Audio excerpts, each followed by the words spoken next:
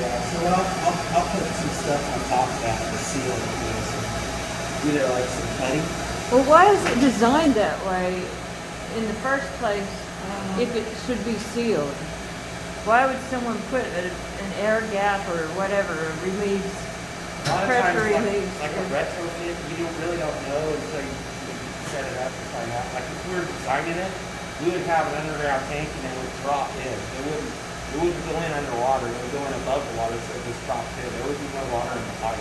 Your airline. Run out, but it was set up. So we just adapted to it. So what we got to do is just adapt a little bit more and just go down, just seal it. So, Are your airlines room for dumping or just circulation? well, the air is here. Yeah, and it's going down there just Just to kill the smell.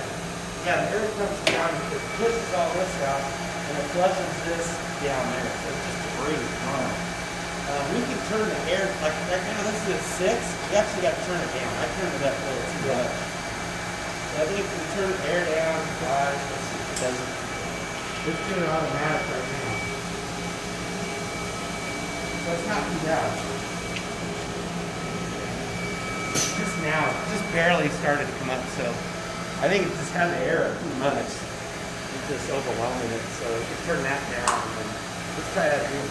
Yeah, because I didn't notice it before. I just turned the air too much. So 1, 2, 3, 4, 5, 6. We're right below the line. Yeah, it should be on that. That should be enough. Yeah. Okay, so now it's working. A little bit adjusted. And how is it working? Now it's working. Yeah, it's just less pressure. Is this air pressure forcing all So that do out? you, on the things that you're going to give us written down, do you have the range of pressure that we need on that? That should be in the manual. That should be in the manual. So we need to have the You might have manual. written down right Here, here. let me look in the manual. And see if it's in the manual. Right here, 1 minute. Adjust my air regulator every year. Adjust the air pressure of the air regulator to 6.5 bar. That's too much, so disregard that. What we So want- disregard that's on here? Maximum 5 bar now. Because we found that anything over 5 bar is going to blow that screen up. It's going to rip it. So anything over 5 Yeah. bar, 5 bar, how do you tell 5 bar? 5 on this, 5 on this. Anything over 5 on this is going to blow As long as you what?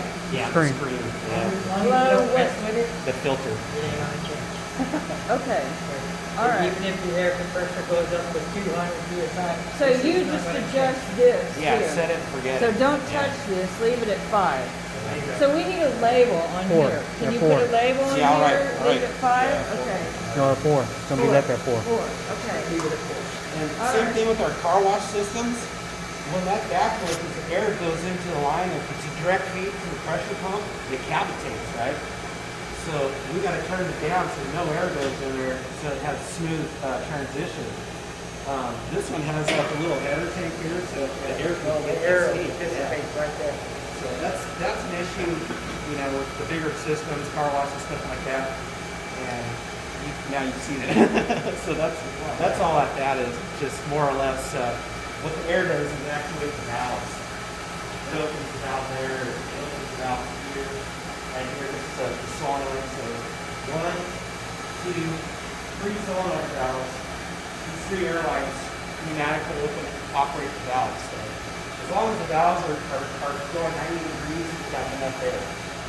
Any more air is just going to add air to the system, and what that does is kill bacteria. So if you want, you can add a little air to it and help it run a little cleaner. So Once you start getting that dirty water in it, you're gonna notice the smell. yeah. Because it comes with it. So if you have smell, the way to counteract it is air, but there's a threshold. Yeah, there's only a threshold that's great.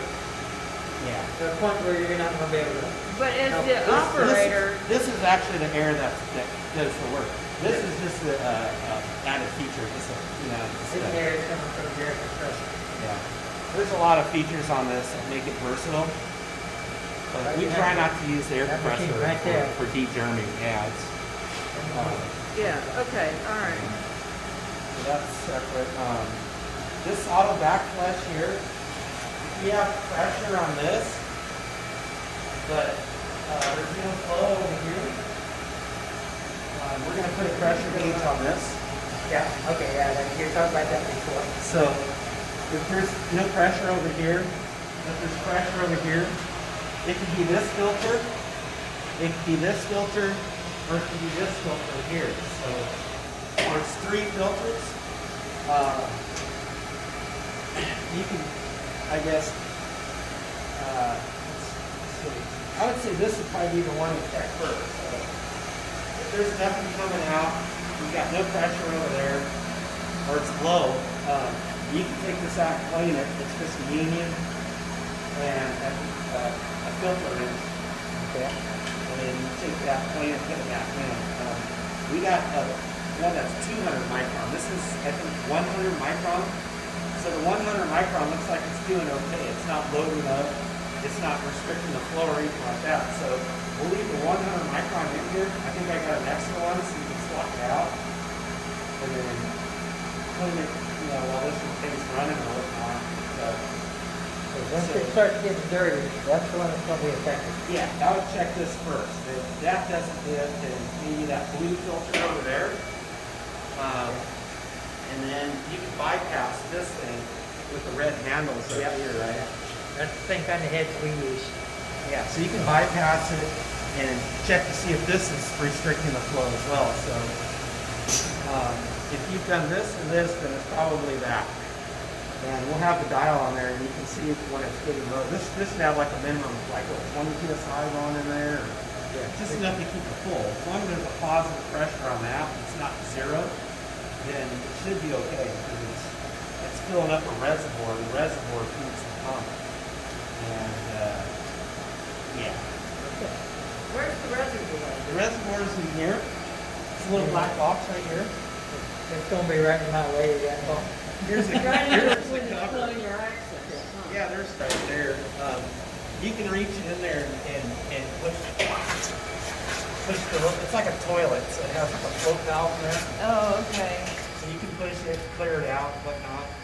And then the cover goes back on, it has a little hole. That's what I thought was leaking at first, but then it's the seals actually. Yeah. So, yeah, how would you access if you needed to access the one in the back? Do you I have don't to know, access yeah. the one in the back? He knows more There's about 6 that. little screws in the back on your Oh, so you on the take frame that here. off. I gotta Okay. take those off, and then I'm gonna just, to You get gotta that out of there, somehow fit what I'm in gonna do here. is loosen up my bolts here, take them out, loosen up the bolts there, try to pull the whole pump right out. Gonna be, that's the only way I'm gonna be able to do the seals. Because by right, you got your bolts on the front end, so it's 1, 2, 3 bolts there, 3 bolts on the top, 3 bolts on the bottom, and then, yeah. Okay. So, Right. question of that is are have you ever been in one of those pumps? Trying to remember. Question is your seals brass or stainless steel? Wow, stainless steel's more expensive, right?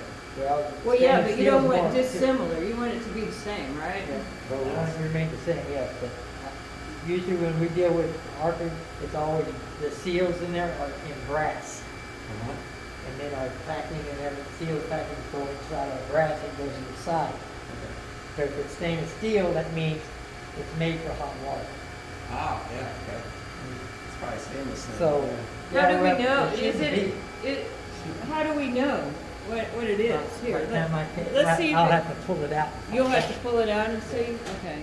I'm going to say it's going to be brass because we don't run hot water through our systems unless they say we want a hot water Yeah, system. it's not hot until it goes on the other side, It right? runs out and then it goes out. Okay. We're going to be that. Look, I'm going to say it's brass. Okay. Just by educational guess and everything else is brass. I broke a brass pipe on the air compressor yesterday. I was trying to pull this off right here, and this valve's closed like this. I was just trying to pull this off, and it broke out flush. Boom! Just, all the 150 psi gas just came out, and I was like, what the hell is happening? And I'm sitting there holding this, and like, oh shoot, you know, so.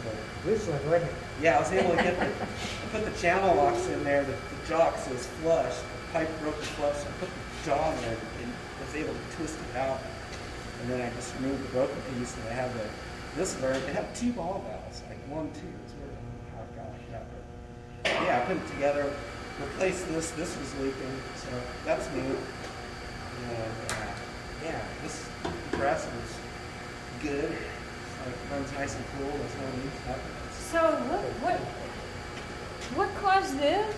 There were 2 ball valves, and what did you do that caused everything to? I think whoever put it in there, they over tightened it. You know, like tightened the shit out of it. So when I was just read this, but it was also brass and steel, so that could cause electrolysis or something. Was it steel or brass? It was brass. Brass and weak in one. Okay, so yeah. But you wouldn't put stainless steel together with brass, right? Isn't that corrosion?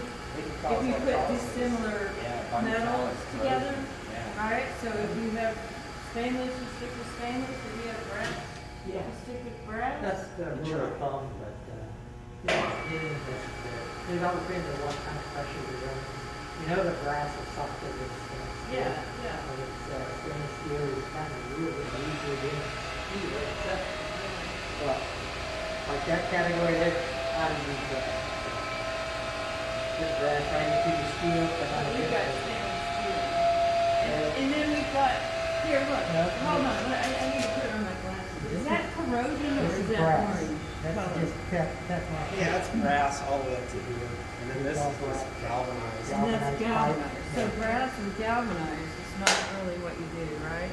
That's kind of similar, but if you can get it then to steel, this is corrosion that's steel because right there. you've got different things here. Yeah, zinc. Because you've got a, Yeah, it's like a zinc coating on there. and then what is this? That's zinc coating. That might be brass too. Why is that? That's a bushing. It's just a brass bushing. What's this Probably one of orange? the older bushings that were on there. The already. orange. That was probably water leaking through there. And so this is made of what? I'm just saying, you know, we work Yeah, on so- water wells and pipes and everything. Like over here, And I if think you we put got. dissimilar metals together, they'll corrode, seriously corrode. So that's all I'm concerned with. Yeah, like this piece right here, stainless. You can kind of tell. Like this. Yeah. This, and this is stainless, but the water meter is brass. You can't get away from a brass water meter. So it's common stuff, but what's uncommon is just you fucking break, you know, like so easy like that. We don't like things. Yeah, I think it was just over tight. I have a hard time getting that thing out of the house. I'm really breaking the tool up, so I need to know tight rope. You don't have to tighten it too much. Okay, so, Yeah. That's very a lot of brass in the top of it. Yeah. Like one time we had a car dealership use